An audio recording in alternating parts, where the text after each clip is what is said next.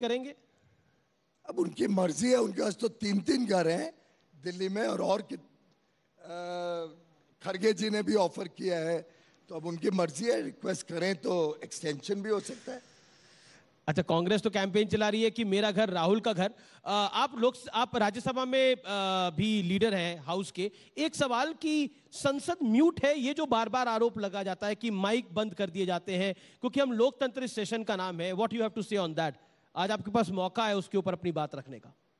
नहीं, पहली बात तो मैं समझता हूं भारत में जो इंस्टीट्यूशंस हैं जी, उसकी इंटेग्रिटी के ऊपर सवाल उठाना, और वो भी सिलेक्टिव सवाल उठाना कि अगर तो हमारे पक्ष में कुछ निर्णय हुआ तो बहुत बढ़िया है, कोई सत्यमेव जयते लिखता है कोर्ट के निर्णय उनके पक्ष में आ जाए, कोई प्रिसाइडिंग ऑफिसर की बड़ी तारीफ करते हैं। अगर कोई भी विषय उनके अनुकूल ना हो तो उनके खिलाफ बहुत ही अशब्द इस्तेमाल करना, कई तो उनके ट्वीट्स और कई उनके वक्तव्य पढ़ के एक प्रकार से दुख होता है कि the so called grand old party कहां जाके ये लोग उसको लेके क्या आप हमारे व्यूअर्स को कितने नीचे स्तर पे कांग्रेस गिर सकती है आजकल वो उसका परिचय दे रहे हैं। और मुझे लगता है इसमें भी शायद उनकी एक सोची समझी स्ट्रैटेजी है कि कोर्टों को और हमारे इंडिपेंडेंट इंस्टीट्यूशंस को डराने धमकाने की ना कोशिश कर रहे हो कि इस प्रकार से उन पे प्रहार करो, इस प्रकार से एक सोशल मीडिया कैंपेन चलाओ, इस प्रकार से वीडियो टीवी पे यूट्यूब पे बाइट्स दो या स्टेटमेंट्स दो जिससे दबाव आए कोर्ट के ऊपर या इंस्टीट्यूशंस के ऊपर। मुझे तो कभी कभी शक होता है कि कांग्रेस की नीयत कहीं ऐसी तो नहीं है कि वो दबाव में अपने हक में किसी को करने की कोशिश कर रहे हैं। चलिए, कांग्रेस पे तो बहुत सारे सवाल हैं, लेकिन लोकतंत्र के ऊपर कई सारी क्वेश्चन मार्क लगाने का प्रयास हुआ। अब कहा जा रहा है कि स्पीकर के खिलाफ भी अविश्वास प्रस्ताव विपक्षी दल लेके आ सकते हैं। What you have to take say on that? लोकतंत्र पे तो इन्होंने 2014 से ही प्रहार कर रखा है। उनके खुद के वक्तव्य अगर आप देखें जी, तो बार बार वो इस बात को दोहराने की कोशिश करते हैं, और मैं समझता हूं बचने के लिए वो इस प्रकार के व्यवहार में उलझे हुए हैं। लोकतंत्र भारत का सेफ है। आखिर आपके टीवी चैनल पे देश के सामने पब्लिक मीटिंग में वो तो सब कहते हैं जगह सब आपका हो गया है, मीडिया आपका हो गया है, कोर्ट आपका हो गया है, इलेक्शन कमीशन आपका हो गया है, ईडी आपकी हो गई है, सीबीआई आपकी हो गई है, पुलिस आपकी हो गई है, सब आपका है। मेरा तो सिर्फ मानना यह है कि आपके टीवी चैनल को जब भी मैं देखता हूं मुझे तो ज्यादा खरगे जी और राहुल गांधी जी दिखते हैं कंपेयर टू आवर लीडर्स।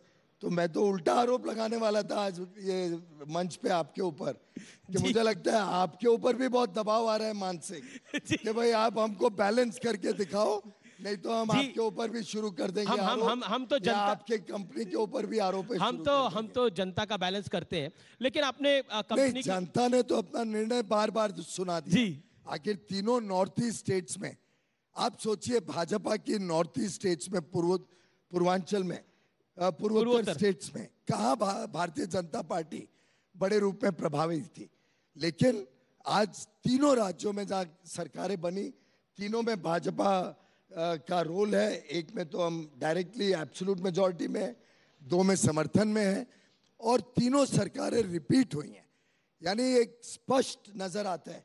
और वो तीनों जो राज्य हैं कोई ऐसा जरूरी नहीं है कि बहुमूल्य एक समाज के हैं, हर समाज के लोग वहां पे हैं, आदिवासी भी हैं, अलग अलग समुदाय के लोग हैं। राहुल नहीं है या कांग्रेस नहीं है आरोप लगाने वाली, देश की जनता तो हमारे साथ खड़ी है। आरोप तो भाई विपक्ष में रहने अरविंद केजरीवाल भी लगाते हैं, वो कहते हैं हमारे 2 मंत्रियों को अच्छा काम करते थे जेल भेज दिया।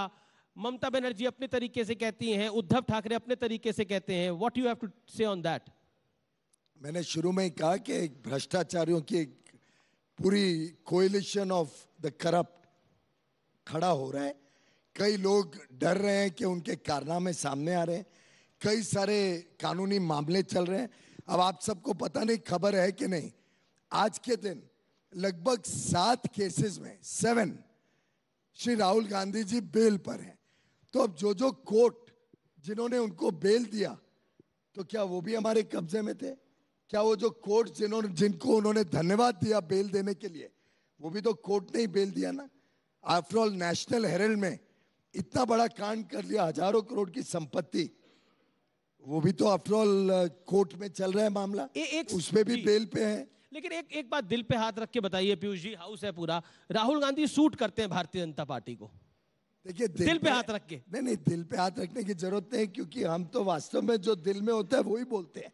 दिल पे हाथ तो उनको रखना पड़ता है जो साधारणतः सही बात नहीं बोलते हैं, कभी कभार दिल पे हाथ रखते हैं। पर सूट और अनसूट का सवाल नहीं है अमीश जी।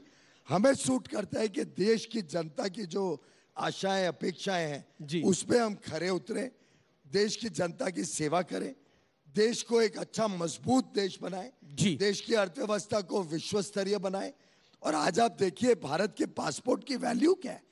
आज से आप 10 साल पहले जब विदेश जाते थे और आज आप विदेश जाते हो, जमीन आसमान का फर्क है आपको जो रिस्पॉन्स मिलता है। आज जो भारत मूल के लोग विश्व में लगभग 3 करोड़ लोग रहते हैं, उनको जो सम्मान मिल रहा है वो क्या पहले 10 साल पहले मिलता था?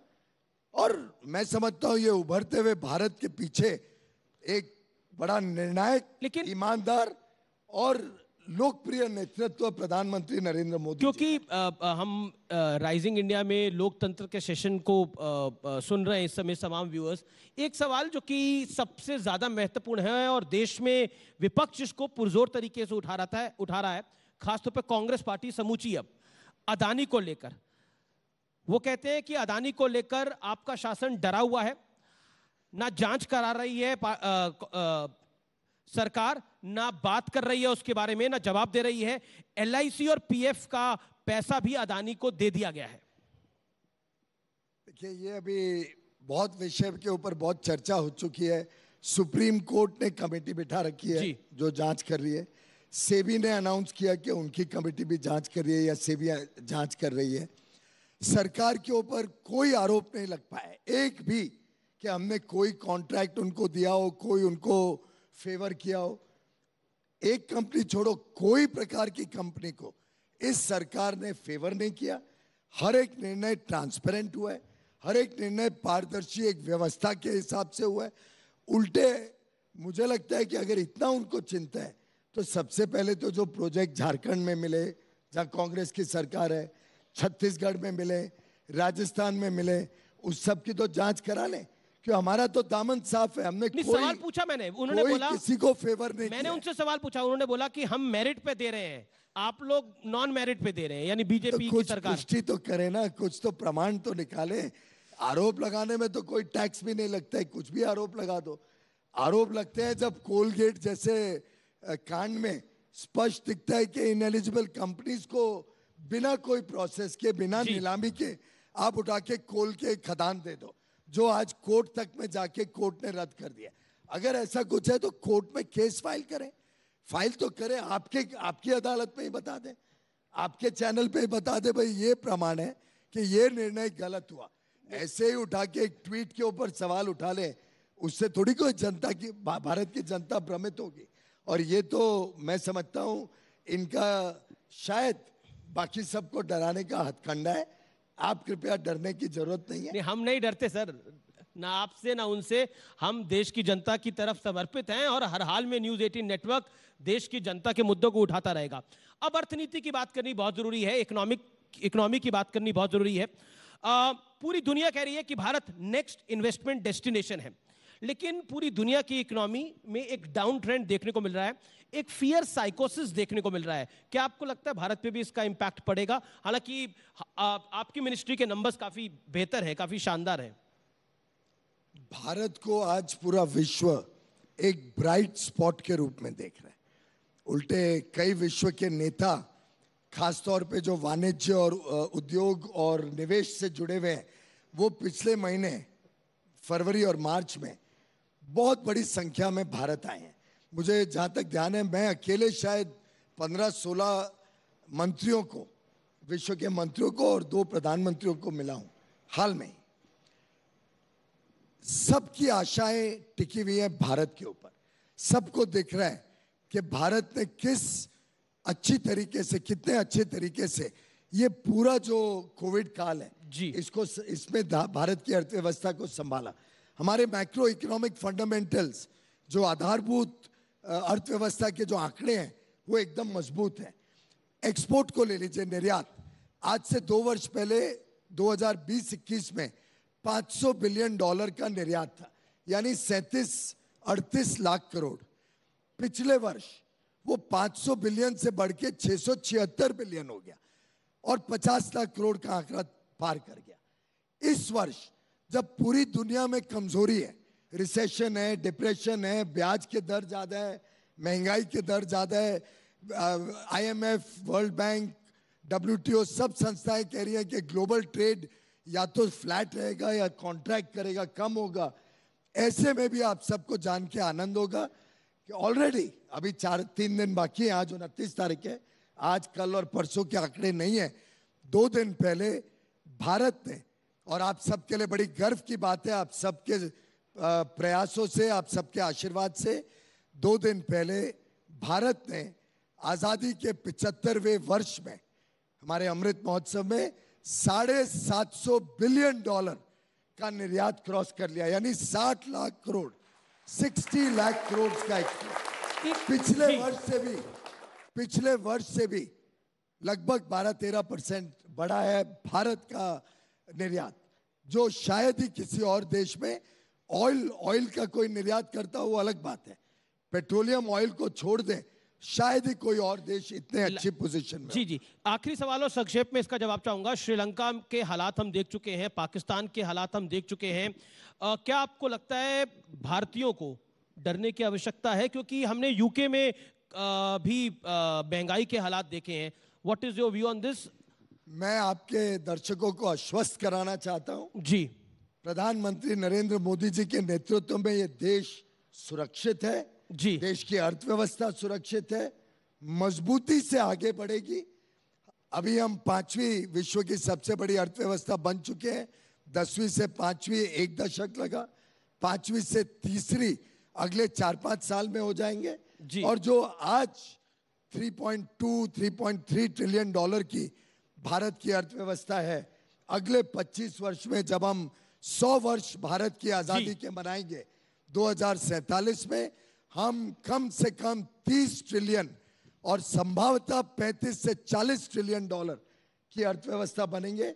विश्व में एक ऐसी मजबूत अर्थव्यवस्था जहां पे हर एक व्यक्ति को इसका लाभ मिलेगा।